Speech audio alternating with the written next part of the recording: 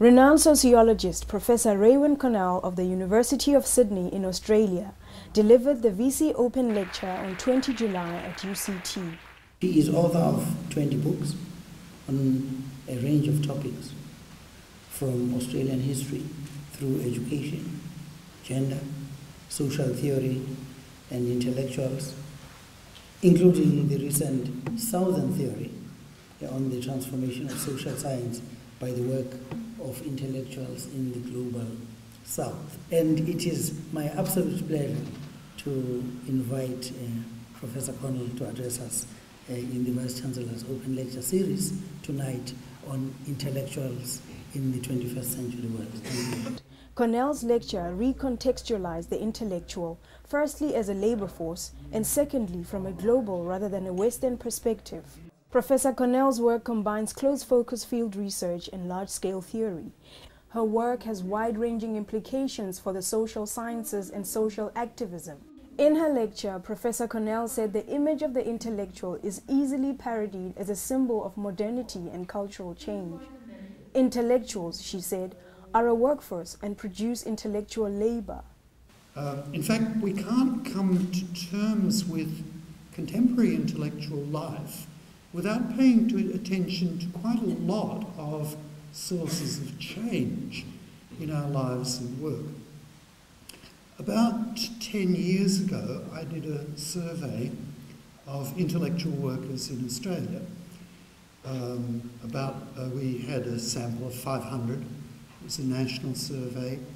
It was not only academics, it was also intellectual workers in government, in the corporate sector, and in NGOs and private employment.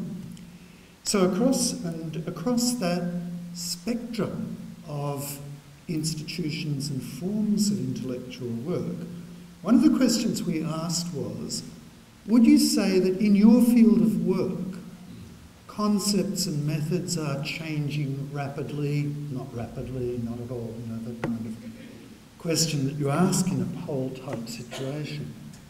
And 83% of them, and pretty much regardless of the sector they were working in, said yes, methods and concepts are changing rapidly in my field. And we also did sort of close, face-to-face, close-up interviews with a smaller sample of intellectual workers, getting life history interviews, which is a research technology that I use a lot. And it seemed to me out of that this survey result was probably right. That when intellectual workers talked personally and intimately about their workplace and their life experience, there were indeed lots of narratives of quite dramatic change. So I have become concerned that we need to map the changes, to get some kind of grip on their meaning for intellectual work itself, and not just the external circumstances of intellectuals' lives.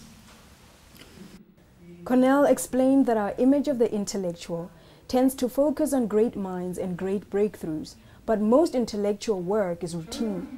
In her research survey, one of Connell's respondents wrote, "A well-trained monkey can do this work." In her work, Professor Connell has looked beyond the global north. With the focus on globalization in the 1990s, sociologists began talking about world society, but they generalized accounts that had already been worked out within the sociology of the metropole. A formless jelly of hybridization covered the globe, according to texts that usually denied that there was anything like an imperial power center. A radical sociologist and theologian who tried to find in Islam the bases for new forms of intellectual work and new ways of grappling with, using and transforming knowledges from the West, which had so much preoccupied Islamic intellectuals, going back to al-Afghani, whom I mentioned before. Shariati, among his other efforts, produced a very interesting sociology of intellectuals, one part of which was his suggesting a model for intellectual life, which he called, and I have to forgive my Farsi pronunciation because I don't have any, he called Rushan Fekar, a word meaning something that was not a traditional intellectual like the ulama, not a power holder, but someone who mediated between Islamic culture, modern circumstances, and popular audiences, who played a role in articulating possible directions for the society and feeding knowledge back to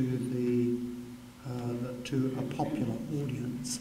An interesting sort of inflection of the idea of what an intellectual might be. And I'm going to leave you with that idea to think upon with just one amendment to Shariati's own thought, and that is this can't really be done on an individual basis.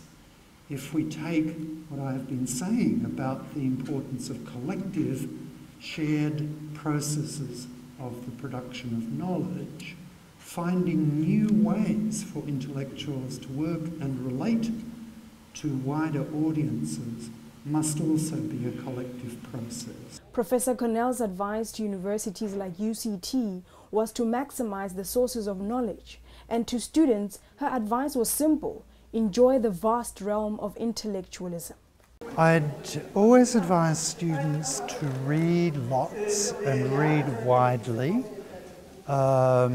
So don't just stick to what's on the list for this particular day, for this particular tutorial. Well, pretty much what any university should do, which is to maximise the range of sources of knowledge that it includes in the curriculum,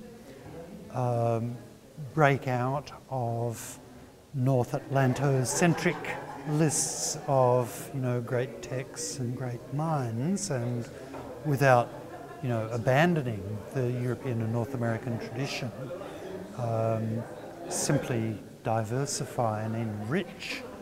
So that's a simple argument for broadening the materials in the curriculum. But also I would say, and this is both to academics and students, we do have a practice of close reading of classic texts. So, if you're working in political economy, you would spend a lot of time reading Marx, or if you're working in the history of biology, you would spend a lot of time reading Darwin or something like that. And I would say do that kind of thing to intellectual work outside of the conventional mainstream Eurocentric tradition. So spend a lot of time reading someone like Ashish Nandi from India, for instance, a first-class, very interesting intellectual, cultural critic, psychologist, and he's a cultural historian in a way, and film critic, and worth the same kind of attention that we might give to a leading intellectual from Europe or North America.